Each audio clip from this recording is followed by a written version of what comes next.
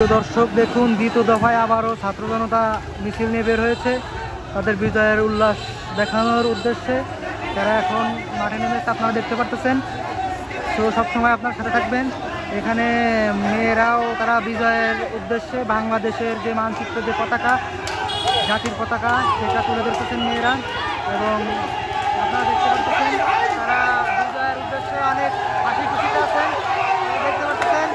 তো বন্ধুরা দেখুন, দেখতে থাকুন।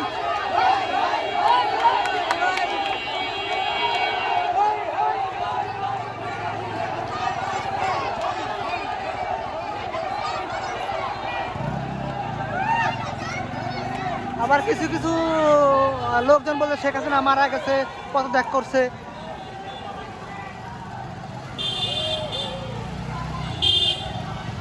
দেখুন আরো জনতা ভিড় করেছে অনেক।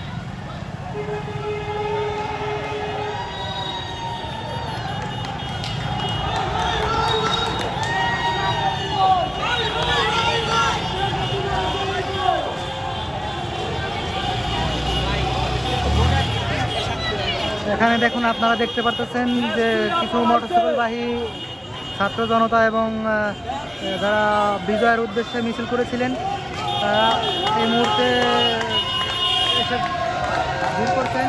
মোটরসাইকেলবাহী তারা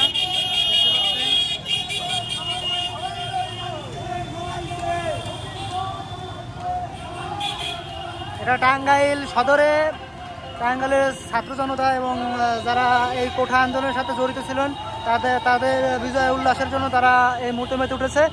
তাদের বিজয় হয়েছে, এই জন্য তারা মিছিল বের করেছেন। আপনারা দেখতে পাচ্ছেন বিজয়ের উদ্দেশ্যে বাংলাদেশের যে পতাকা,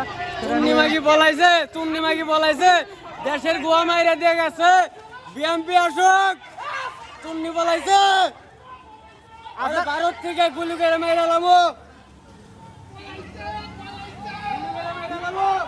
এই আপনার মতামতটা কি করে দেন?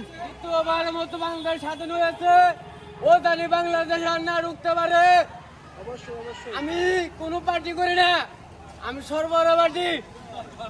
দেশটা এই পদ্মা সেতুর বিনিময়, মানুষের দানের বিনিময়ে চুক্তি করে, বিভিন্ন রাষ্ট্রে চুক্তি করে পদ্মা সেতু করেছে।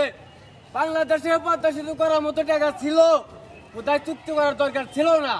আর ছেলেকে যে বিয়ে করেছে, ওই রাষ্ট্রে মানুষের মাংস খায়, আমাদের দেশ থেকে মানুষ পাচার হয়।